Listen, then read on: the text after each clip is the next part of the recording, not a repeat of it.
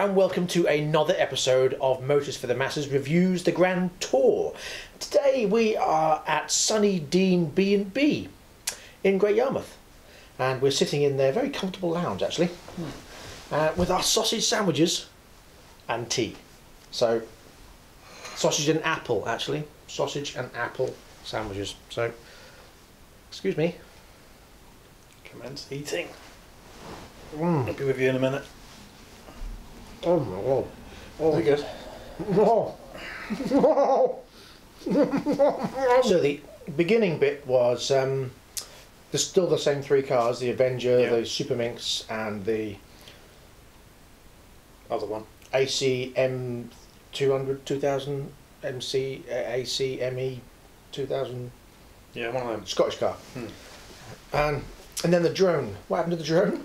It was hanging in a tree at the end. It crashed and ended up dangling in the branches of a tree. Right. Did that happen last week? I don't think it did. I don't think so, no. I think they did that bit different. Yes. Although they were in, of course, the same location. They were in Lochness, having a big argument about whether the monster exists. I do agree with Clarkson. Scotland has great scenery. Fantastic driving roads and great scenery. Lovely. I've never been there. I have. Yeah. Yes, it's full of Scottish people. Yeah. Which is great. Yeah. Did you notice at the beginning they did the little reference to Braveheart?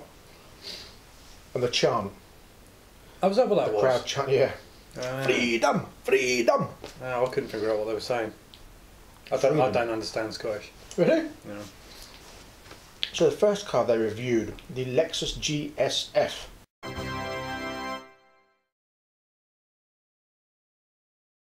Yeah, it's a bit dull, wasn't It looks a bit boring and similar to the old Lexus. it? Yeah, that's not really changed at all, has it? Not really, no. Back in the day, wasn't it, the Lexus had like 1,000 things more than your average Toyota or something, was that it? Yes, and apparently it's quieter than a Rolls Royce. But now it's just another car that they're aiming at the sort of mass market sort of thing. What ruined Lexus was when they first brought out that GS 400 thing, and you had to have like £4,000 service once you got to a certain mileage. Oh, that's ridiculous, isn't it? Yeah, but then they brought out the little one, the little IS 200s, yeah, the 250s. It was just a little car that everybody had. It was like the BMW 3 Series comparative, wasn't it? Because they were pushing cars into the sort of cheaper end of the market, it made Lexus sort of less prestigious, I suppose. Yes, I don't mean. Well, what do we think of this one? £70,000. So it's more expensive than your average 640D and your E-Class Merc. It's fast. It is 5-litre V8. It has a 0 to 60 time of 4.5 seconds. That's pretty quick. It's got a special torque vectoring diff. It is 170 mile an hour. That's impressive as well. That's pretty good. But I love their camera work on that piece actually. There's just some really nice little camera angles and the little juddery bits, and it sounds fantastic. Slides well. It does. It does. I mean, he said about the arse hanging out, it was very much hanging out. But in an ideal world, in a realistic world, who drives like that every day? No one. No, exactly. Well, unless you own your own racetrack or you regularly visit a racetrack, and if you do visit a racetrack regularly, you wouldn't do it in a Lexus. Not a 70 grand Lexus, no. So it doesn't. I don't see the point in it. It's got no luxury and refinement of the Mercs and the BMWs, but yes, it's got the edge on the speed and the performance, but that's irrelevant. It's just a Toyota. It's such a big car. I think that's all irrelevant. Yeah, it's just a big luxury Toyota. A luxury Toyota for £70,000. Would you buy it? What I did find funny though was when it was saying it kills small animals. It was killing everything, polar bears. Drove past it, blew something up. A squirrel blew up and blew up a fox, and then the polar bear went. That was funny. I did like that. How many animals were harmed in the making of that? Many. It was good. I did like that. Very amusement. Yeah, it was a very amusing episode, all in all. It was. There was lots of fun in there. It was. I did laugh. I laughed till I cried at one point. We'll come on to that in a minute. Yeah, I didn't quite get that far, but it was funny. So to me, overall, the Lexus just seems to be a big sports car, not a luxury saloon. And it seems, in that respect, pointless. Because you can't use it. It's a motorway mile muncher, isn't it? That's what that is. But it's not. I mean, 0 to 60, because who does 170 mile an hour down a motorway? Well, no one, but if you and was 0 to 60 in 4.5 seconds. What's the point of it? Yeah, but if you were to just be, if you were, I don't know, maybe not in this country, but if you were in, you know, in Europe somewhere in the continent, you're doing a lot of motorway miles. That would be a comfortable place to be, I would imagine. Although I'm sure a But that's BMW exactly or it. an Audi or something would be better. That's exactly the point. It doesn't have the luxury and refinement. It has a DVD player, but it doesn't have all the other gubbins. Yeah. And then, of course, who was back for the lap? Mr. Fat Yank. And, of course, he didn't like it, because it wasn't a 1980s Mopar. He doesn't So, like anything. Despite the fact it's got a V8, he doesn't like it. What's all this crap? Oh, shut up. One thing What he does did all say, this shit do? one thing he did say, well, but clearly it doesn't, because it doesn't have all the luxury No, it stuff. doesn't have it, no. So does that mean he would hate even more the Mercedes? He's just a heathen, an idiot. I think he's a character. That's not real. No, it's not real, but it's just annoying. One thing he did say, which I found quite good, was when he said, if I was allowed to bring my gun over, I'd have shot myself by now. Please do. Yeah. Go for it. Take yourself out. Do Please film something in America. do what Where he can have his gun. the old Stig in the black suit did in Top Gear. Yeah, drive off in a Jag. Drive off the end of something. Preferably Niagara Falls. Or a big car park or something. That'd be amusing. I'd like to see that. And do it in an old Yank that's a bit rusty. Yeah, do it in a Chevy Impala. No one likes, yeah. A 90s Impala. No, a Buick LeSabre. I'll do, yeah. A 19, V6 version. A 1995 V6 Buick LeSabre. Convertible. Aren't they front wheel drive as well? Are they? I think so, yeah. Ugh. Yeah. Convertible, so if he lands on his roof, bam. Nice. Bye bye Yank. Mind you, he's got a lot of blubber there, he'll probably... He does wear a helmet too. With the flag on, so it's bound to save his life. Oh, well, yeah, of course. Patriotic and all that. Yeah. Who knows? I'm sure lots of people will come running in, oi, oi, oi, oi, oi, pick him up and carry him off. Take him to Guantanamo Bay. Waterboard him. Conversation Street. The beginning bit when the thing came in and Wrecking ball. The wrecking ball, that's it, yeah, and took Hammond out. It was like, Hammond with his overacting again, but it's a little bit amusing. It was meant to be a bit of fun though, wasn't it? And they were talking about Mercedes doing a new initiative that when you're not using your car, you can hire it out. I would never, Neither would I. ever lend my car to someone. Especially, I mean, no petrol head would ever hire out their car to somebody else. And two, everybody knows how petrol heads treat hire cars. Exactly, I was just going to say how people treat hire cars. Exactly. You just abuse it. That's just what you do. Nobody would. I cannot see that being a very good idea at all. Unless, of course, they all belong to some exclusive club. They just Yeah, I mean, if you have to... put their keys in a bowl, something like that, on the table. some kind of Mercedes swingers. At the end of the night, when they've finished communicating in Mercedes jargon, they pick up any set of keys and just drive that home. That would work. Yeah, if it was some kind of Perhaps special organisation. If the wife came with the car. I don't know, you know the sort of people that drive those cars. What are you trying to say? New Mercedes. Right. So the next thing they were talking about was how many cars left. And they're talking about certain cars that aren't many left. And I like the way they did the reverse psychology about there's more on the road now, so in the future all the Morris Itals will be back on the road. But that website doesn't include cars that are sawned. Nope. And this time of year, especially in winter, a lot of people sawn their cars. So they're still alive, they're just not active at the moment. And then of course you've got all the cars that people haven't sawn, they're just off the road and they're going to have problems re-registering those when it comes to it. But yeah, you know, there's lots of cars about that people say, oh yeah, I'll restore that one day. I mean, why you would do it to an Ital, I don't know. But no. Older things, like, you know, like, I know an E-Type or some random car that's been sat in a field and they've rescued it and there's just enough to rebuild it, but they haven't yet sawn it or got a V5 or whatever. So Did you really just say Ital? whatever it's called, yeah. Ital? Whatever. Marina. Yeah. What would you say? Mariner? It's just a Austin piece of crap then. Yes. So the other thing with that website is there's a lot of cars that aren't written in as actually what they are. So if you type in, like we did a little while ago, a Mark III Cortina, Yes. it doesn't come up as a Mark III Cortina. You'd need No. to specifically look for Cortina GXL or Cortina, whatever model, Well, to get the results. I did put in Cortina, and it said 1600, 1300, 1300L, 1600 GL. Yeah. It's got different figures for each. If I put in, like I did, Mark III Cortina, it said 2. Yeah, so you'd need to sit there and find all the correct models and think about anything that people might have mistitled it. Yeah. Happens all the time, with DVLA specifically. Cartina.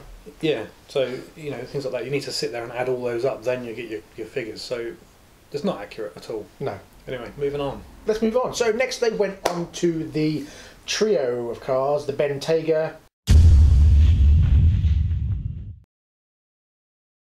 Yeah. The Range Rover. And the Jaguar FPace. Jaguar FPace. I really like the FPace. It looks nice. I like the look of it. And at 40 grand, they start at 36. I mean, you've got to get a base model, and it'll be the 2-litre diesel. I'll tell you what, I want to bring this up. I heard an advert on the radio yesterday, which annoyed me. Is it local radio? Local radio. That's why it annoyed you. No, it annoyed me because it was for the Jaguar FPace. Okay. And it's this advert, and they're talking about it, and they're saying 0 to 60 in 5.1 seconds. If you get the best one. Hang on, yeah, it says 0 to 60 in 5.1 seconds. Acclaimed 57 miles per gallon. And then when they finished doing that advert, in the disclaimer crap they read at 500 miles an hour at the end, he says the 0 to 60 time is based on the 380 PS model, and the 57 miles per gallon is based on the 2-litre diesel model. In test conditions, Yeah. real world figures may differ. May differ, Yeah. exactly. So I've heard basically, that. they're taking two completely different cars and putting them in together As one advert. Yeah. For the figures.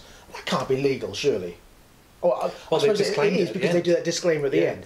But it's not ethical. It's a ridiculous advert. No, it's misleading, in my opinion. Absolutely. It's definitely misleading. Because Absolutely. no one listens to the small print. No, because at first I thought, oh, wow, whoa, and that really got me interested. Because it's only 40 grand, and I thought 40 grand on the road with that kind of mileage, with that kind of And that power. performance, yeah. Yes, please, I'll have one of them. Yeah, no. And then they go, oh, actually, no, if you want that kind of miles per gallon, you've got to get the crappy little diesel that nobody wants. If you want the speed, you've got to get the really fast one that's going to cost you £4,000 a mile. 52 grand to buy it in the first place. Oh, dear. Unbelievable. Do they do a V8 version of that? I don't think they do. I think that, well, you think they should. I mean, with the F-Type we reviewed the other day, we had the V6 model, but they do a V8. That'd be great if they did a V8. Maybe they'll do a hot version later on. Oh, they must do. That'd be sweet. An R. Yeah. F-Pace R. But anyway, the Bentayga.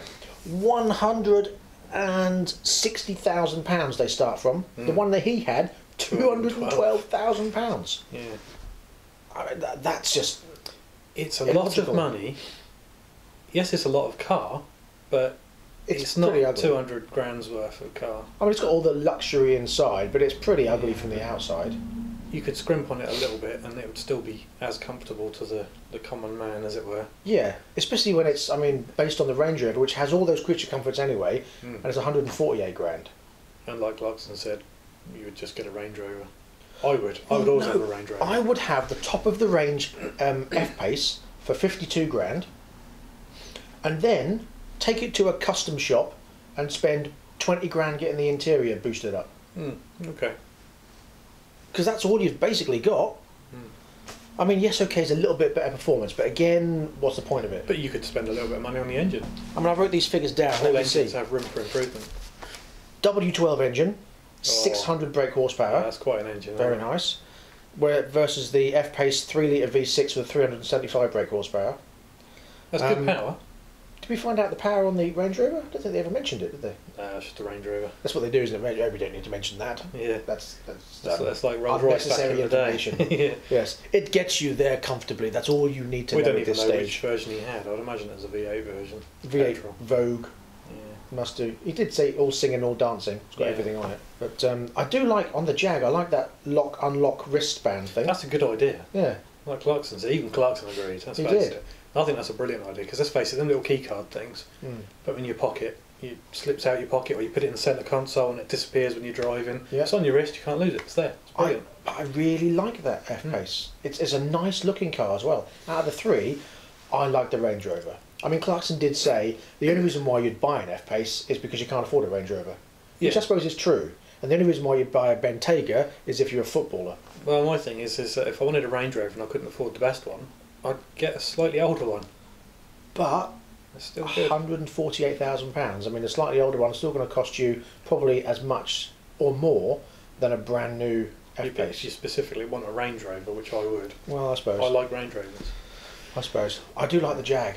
I can see myself owning one of those. I'll grant you, it does look nice. The back end's got the same style of lights as the FPace. It's just, not the FPace, the F-Type. It's a good looking car. Well, you wait a bit, you'll see one of them on my driveway. You reckon? Yeah. You like it that much? I do. Okay. I think I like it enough to have one. Fair play. Yeah. Sounds good. Yeah. I'll hold you to that. Okay. I won't give you a time. No, that's fair. We'll give it 10 years, shall we? It'll be a lot sooner than that, Yeah. but it's a hell of a lot sooner than that. But it's a good price to start with. It's a nice car. It's a lot of car for a reasonable amount of money. When you And put it's it in a the Jaguar. mid-30s, was it 36, 37 grand for the base For model? the base model. Well, you can get a Focus for 32. Which would you have? Exactly. No competition. Yeah. So next was the trip. Oh, they the were road doing. trip, yeah. The road trip. And they were looking at the map. And I love that. I like that This it was is why a I nearly wet story. myself. I like that it was a story. The whole process was Yes, in exactly. an order. I Yes, like they that. start off at Vank, Yeah. spelled W-A-N-K. Indeed. Then they go to Kissing, Hmm. which is actually a place. Yeah. And then Petting, which is actually a place. Yeah. And then Fuking, Yeah. spelled F-U-C-K-I-N-G. Get that into your sat nav. Yeah. Well, Hammond did, didn't he? He got really excited because it That's actually because he went typed it in. in. Yeah. It went in. Woo. And then Brilliant. and then on to Wedding. Yeah. Well, they didn't go to Wedding in the end. No, they didn't. Decided they wouldn't go to Wedding because They it had would lead on to so many big, other things. big old drama around that. Yeah. But that's the bit I nearly wet myself over. That's so funny because of the way they were trying to put it into the sat nav. Yeah. And they're going, and all the time James May's sitting there, Fuking. Jeremy, I can't say it. People are watching. I know. That's like that so well done. that Amish town in America called Intercourse. That's right. Yeah. I mean, Yeah. why would you name a town Intercourse? I don't know. I mean, weird, it's not a certain name that could be mistaken for something else. No, that's what it says. There's only one meaning for it, isn't there? I don't think there's any other meaning for the word intercourse. Unless you're in a restaurant and it's something in between meat in I don't know, I between. think maybe we should Google that and just have a look at the actual definition for the word intercourse. Let's do that. Okay, Google, intercourse meaning. Intercourse, communication and dealings between individuals or groups. Groups. Okay. Interesting. Group dealings. Individual or group dealings. There you go then. Yeah. So obviously the Amish will say, well, we named the town because we have communications between us groups. Dealings. Yeah. Yes, we have dealings with each other. Clearly. But it does put to bed the myth that Germans don't have a sense of humour, clearly. Because they clearly do. Well, were they named before? I don't know. And before those popular words became around. Yeah. Yeah, I suppose And petting, yeah. the place names are probably much older than. And of course it's the English version of whatever that says. I'll tell you what, I did laugh. When he said, when they looked at the sign, thank you for coming. Oh yeah. You are now leaving Vunk. Thank you for coming. That was brilliant. That made me laugh. That was a good road trip. It was. Back to basics, back to being silly. Just what you expect Juvenile. from them three people. Yeah. Yes, but hilarious. Indeed. You know, naturally juvenile, not faked. Hmm. I did like that. I tell you what I found funny was when they were comparing stereos. It's a bit boy racery, isn't it? My stereo's got more speakers than yours. So that's something you'd expect two Well, they Peugeot were just- 206 owners to say. Yeah, but they were just comparing anything with the Range Rover and the Bentley to try and make the Range Rover better than the Bentley. I guess so. 23 speakers, didn't you say? Four's enough, isn't it? 18 in the thing. Yeah, I think mine's got like 18 speakers. What's the point of that? Yeah, I think there's something like 9 in the Vauxhall. 9. What would you need more than that for? Why do you even need 9? I know. Remember the days when you had 2? 4. Well, yeah, 1. I used to have one in the middle of the back Well, my parcel shelf. Cortina had 1 in it. Yeah. Yeah. All you had was a bit of cardboard as the back parcel shelf with some holes drilled in it, That's and right, a little 3-watt speaker If that, yeah. stuck to the bottom of it. Yeah. That was it. You had one speaker. But what I did like was the sound of the Jag. It's got the same sound as the F-Type. Yeah. Do you know, I very much understand where Hammond is coming from. Any tunnel, any petrol head. As soon as you enter a tunnel, windows down, drop it down a gear, floor it. It doesn't even need to be a tunnel. Just an underpass. Yeah, Is exactly. enough. I do it all the time. A bridge would be enough. Yeah. Just A anything. bridge, yeah. Railway bridge, a road bridge, A narrow footpath bridge. Just a narrow road with quite tall buildings each side. That's Yeah, enough. just wow, just a half a second, just to give you a little tingle. Or when you're going up a slip road and there's a big wall next to you. Oh yes, like that one we've got. Yeah. We've got one of those. Oh, love it. I put down both windows, freezing cold. Wife sitting there going, freezing cold. Oh, listen to that. She's going, give a shit, put the windows up.